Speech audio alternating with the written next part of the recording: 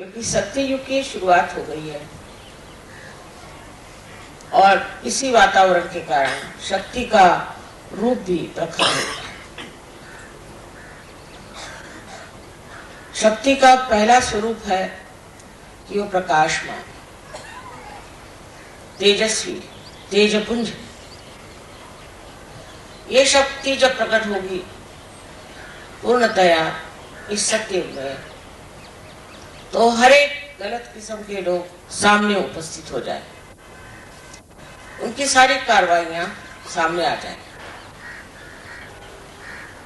उनकी जो कार्य प्रणाली आज तक चोरी छुपे चल रही थी और उसमें वो मगन थे, वो सब खुल जाए। हर तरह की बुराइयां, वो चाहे नैतिक हो, चाहे मानसिक हो, आतंकवादी हो या किसी तरह की भी, सत्य को पसंद न, ऐसी कोई सी भी संस्था, ऐसी कोई सी भी व्यवस्था बच नहीं सकी, क्योंकि उस पर सत्य का प्रकाश पड़ेगा।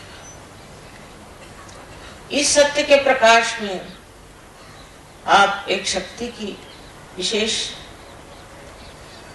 प्रकृति देखिएगा, उसकी एक विशेष आकृति देखिए।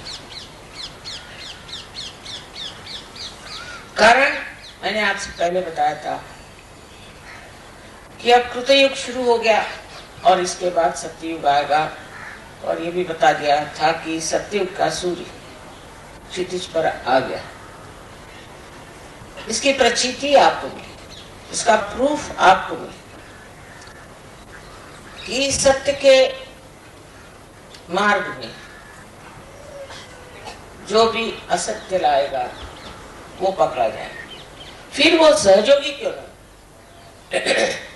वो अपने को सहयोगी कहलाता है और गलत काम अगर करता है तो वो बच नहीं सकेगा। उसको आज तक सत्य ने बताया, बचाया, संभाला, उसकी रक्षा कर। लेकिन अब इससे आगे उसमें शक्ति नहीं, सहज में वो शक्ति नहीं है कि वो सत्य के आगे ऐसे लोगों को बचा सके जो सत्य का तमगाले कर सके। सत्य में सबसे बड़ी शक्ति आपसे मैंने कल ही बताया था कि प्रेम की है, परसों। प्रेम की शक्ति सबसे बड़ी। प्रेम का मतलब अहंकार रहित, किसी अपेक्षा के बगैर, किसी भी एक्सपेक्टेशन के बगैर प्रेम का अव्याहत साम्राज्य फैलाना,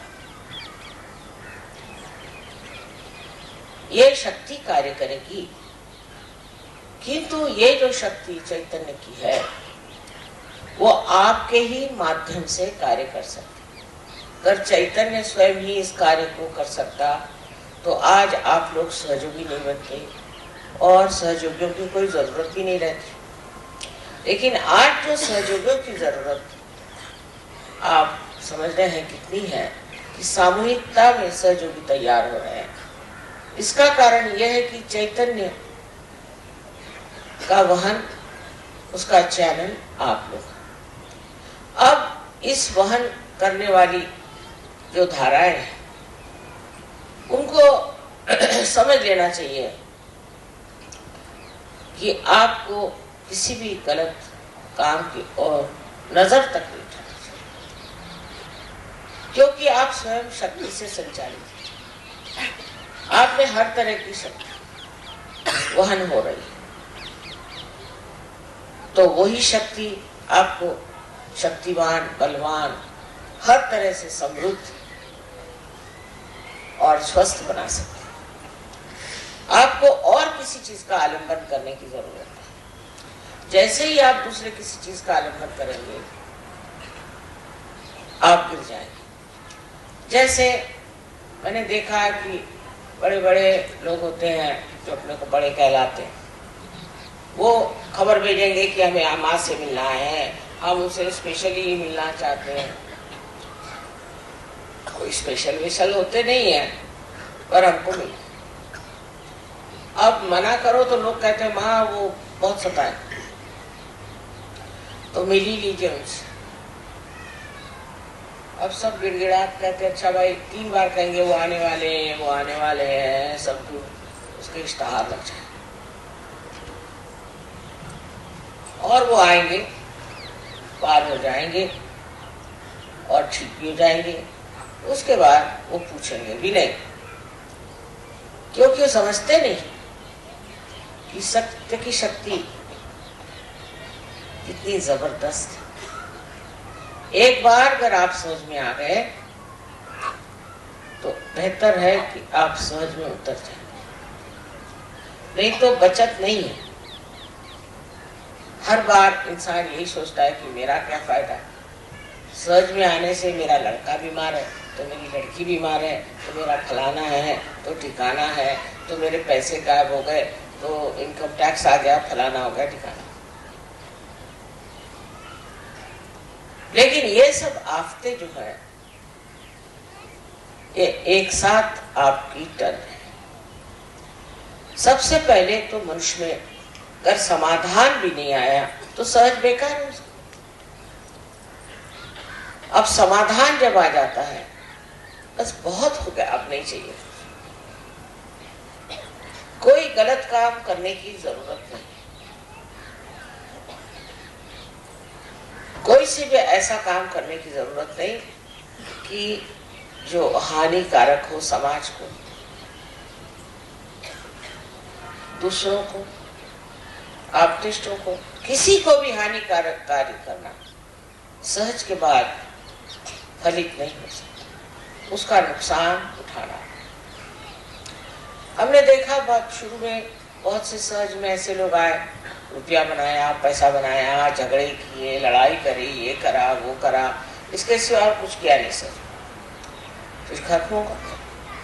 क्योंकि सहज की शक्ति ऐसी है कि ऐसे लोगों को पार ढकेले, फिर वो ठीक होकर के वापस आ जाए तो दूसरी बात। जैसे समुद्र में 2 शक्तियां होती, एक शक्ति से तो बाढ़ आती और एक से जो है समुद्र पीछे जाता। इसी प्रकार इस सत्य की शक्ति है जो स्पंदित है।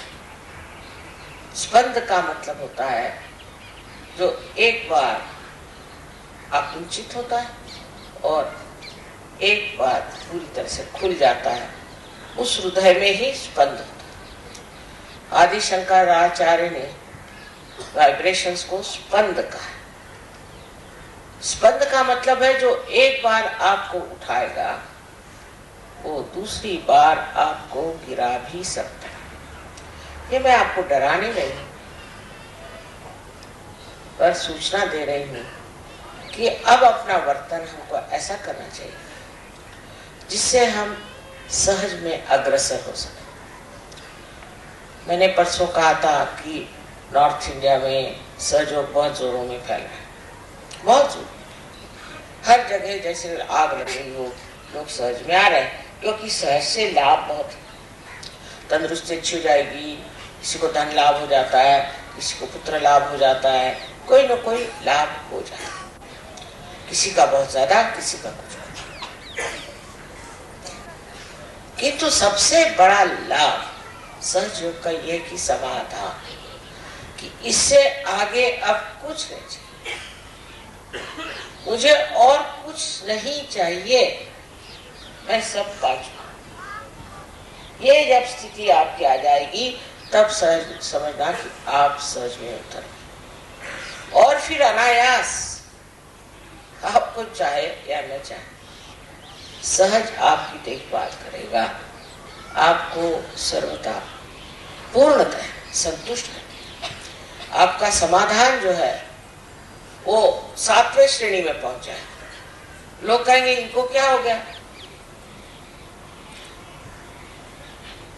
ये क्यों इस तरह से निरीक्ष हो गए, इनको क्या किसी तरह का संन्यास मिल गया? तो कोई परवाह नहीं।